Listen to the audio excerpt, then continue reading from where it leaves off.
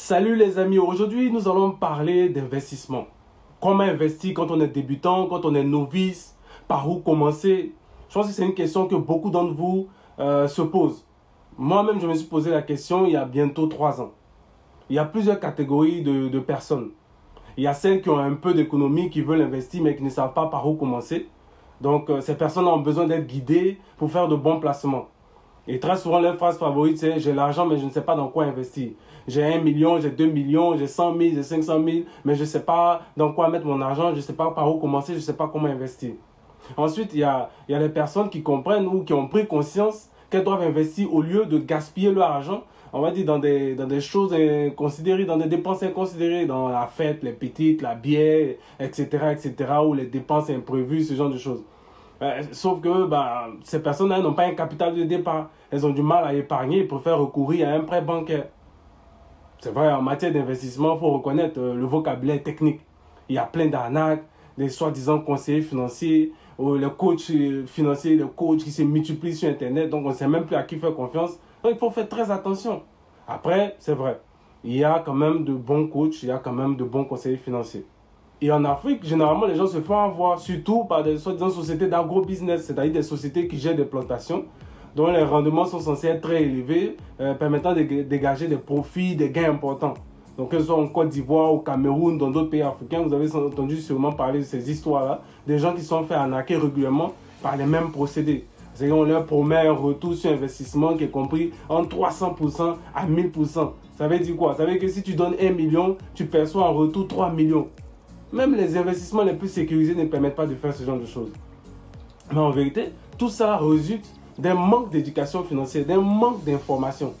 Parce que investir correctement, investir proprement, quand on est novice, quand on est débutant, ça demande une bonne dose d'humilité. Ça demande de connaître des grands principes de base de l'investissement. On ne se lève pas comme ça pour investir. On ne se lève pas comme ça et puis on prend son argent. Oui, comme j'ai entendu telle chose, mais comme on m'a dit que ça marche et puis je fais. Non. Donc, ce que nous allons voir maintenant, ce sont ces grands principes de l'investissement. Quand on investit en tant que débutant, quand on investit, quand on est novice, il y a des étapes à respecter. Et dans cette vidéo, je vais partager avec vous 4 étapes importantes dans le processus d'investissement. Première étape, évaluez votre situation financière actuelle. Oui, qu'est-ce que vous avez? Est-ce que vous avez un capital de départ? Est-ce que vous avez des dettes? Est-ce que, quelles sont vos dépenses? Quelles sont vos entrées d'argent? Quelles sont vos sorties d'argent? Quel est l'état de votre situation actuelle? Est-ce que votre solde est débiteur? Est-ce que votre solde est créditeur? Donc, est-ce que votre solde est positif ou est-ce que votre solde est négatif? Quand on parle du solde, c'est là qu'on fait la soustraction entre les ressources et les dépenses. Donc, la soustraction entre les entrées et les sorties d'argent. Ce qui reste, c'est ça qui est le solde. Quel est l'état de votre solde? Parce que pour investir, ça veut dire que quelque part, vous avez prévu quelque chose. Vous avez un peu d'argent que vous allez investir. Ou alors, est-ce que vous allez prendre un crédit? Vous voulez investir. Quel est votre état financier? Qu'est-ce que vous avez actuellement? Sur votre compte, vous avez combien? Ou bien sur votre compte épargne, combien vous avez? Parce que c'est important. C'est important de savoir ce que vous avez. Maintenant que vous savez que j'ai tel nombre de millions, j'ai 100 000, j'ai 200 000, j'ai 1000 euros, j'ai 50 euros, j'ai 50 euros, j'ai 5 euros, je vais investir. Deuxième chose, définissez vos objectifs d'investissement et votre horizon de placement. Lorsque vous investissez, vous avez forcément un objectif en tête. Qu'est-ce que vous voulez? Peut-être vous voulez être riche, acheter une maison, préparer votre retraite, financer les études de vos enfants, acheter une voiture, vous faire plaisir, voyager, je ne sais pas, pour compléter la liste.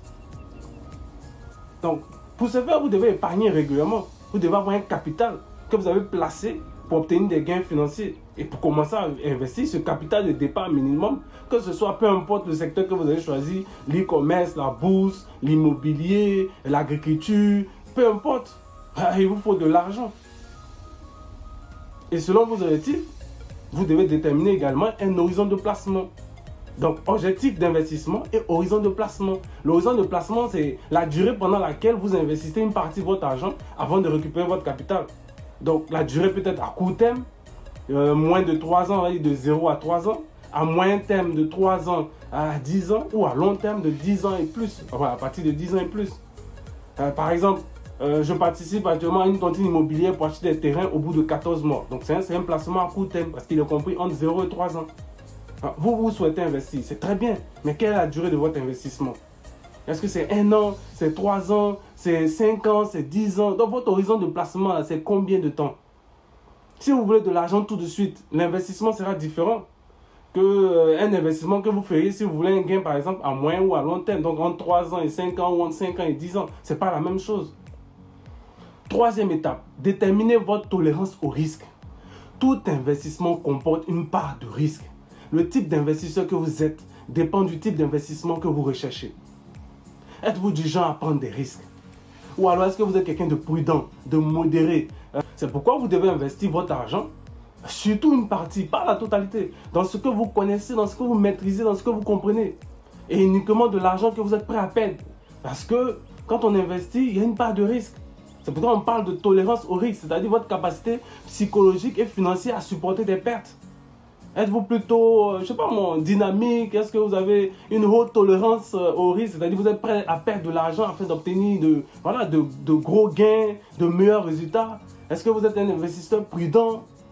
Donc si vous êtes un investisseur prudent, ça veut dire que vous avez une faible tolérance au risque, c'est-à-dire que vous faites toujours en sorte de préserver votre capital initial, de préserver l'argent que vous avez misé au départ. Ou peut-être vous êtes un investisseur équilibré, c'est-à-dire que pas trop risqué, pas trop calme. Bon voilà, au milieu quoi, comme on dit, le juste milieu. Donc pour ne pas être obligé de vendre vos investissements en cas de besoin, en cas de problème, il vous faut une épargne de précaution. Et ça, c'est le quatrième point.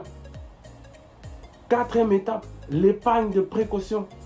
Il s'agit de l'argent que l'on met de côté, qui est disponible à tout moment. Il n'est pas une réserve d'argent qui est disponible à tout moment pour faire face à des dépenses imprévues. Donc on va puiser dedans pour faire face aux dépenses qui viennent comme, je sais pas moi, les réparations de la voiture, réparation des appareils, des meubles. Il y a des choses qui arrivent à chaque fois. On peut perdre son emploi, on peut perdre ses revenus, il peut avoir une maladie, des funérailles.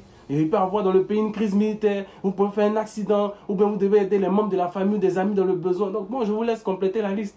Il y a toutes ces choses-là, donc c'est pour cela que vous devez avoir un peu d'argent de côté, comme un fonds d'urgence, un fonds de fonctionnement qui fait que vous n'êtes pas obligé de vendre vos actions, vous n'êtes pas obligé de vendre les actions, ça c'est la bourse.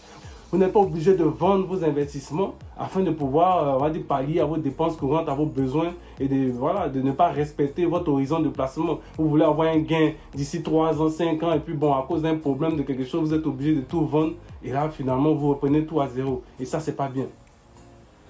Et enfin, choisissez dans quoi investir. Oui, qu'est-ce qui vous intéresse?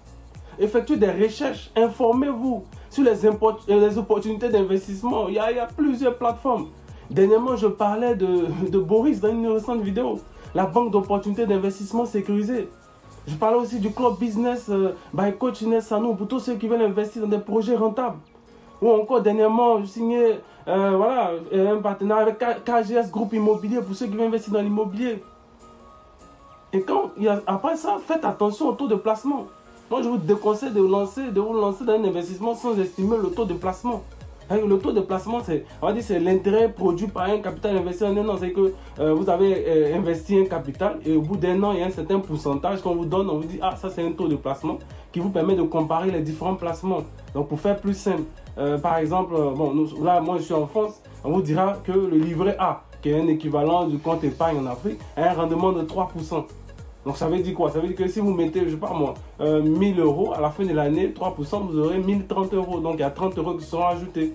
Alors que par exemple dans l'immobilier, si vous investissez par exemple dans une SCPI, Société Civile de Placement Immobilier, le rendement moyen est de 4% brut, si je ne me trompe pas. Donc vous voyez, il y a une différence. Donc en fonction de ce que vous voulez, en fonction de vos objectifs, de votre horizon de placement, vous choisissez. Soit peut-être c'est le livret A, soit c'est la SCPI, soit c'est autre chose, en fonction du taux de placement. Donc c'est très important, vous devez connaître les taux. Ne vous basez pas sur les émotions des gens. Oui, investir dans tel domaine, c'est ça qui donne en ce moment. Oui, fais ci, oui, fais ça. Ou bien investir dans la crypto-monnaie, investir dans la bourse, investir dans la location de voitures, investir dans le transport, dans les trucs de Yango, VTC, tout ça. C'est bien, mais c'est sur quel fondement? Ou encore vous avez les fausses promesses. On vous dira, si tu donnes ton argent, tu auras un retour, un retour sur investissement de 100% ou 200%. C'est pas vrai. C'est pas vrai. Ça, c'est pas vrai ça. Donc, en résumé, si tu as de l'argent et que tu ne sais pas par où commencer pour investir et que tu regardes cette vidéo, fais d'abord un point sur ta situation financière. Ensuite, définis tes objectifs d'investissement. Et ton horizon de placement. Détermine ta tolérance au risque. Dispose d'une épargne de précaution et choisis dans quoi tu veux investir. Merci d'avoir regardé cette vidéo. Si vous avez appris quelque chose, lâchez un pouce bleu et on se dit à bientôt.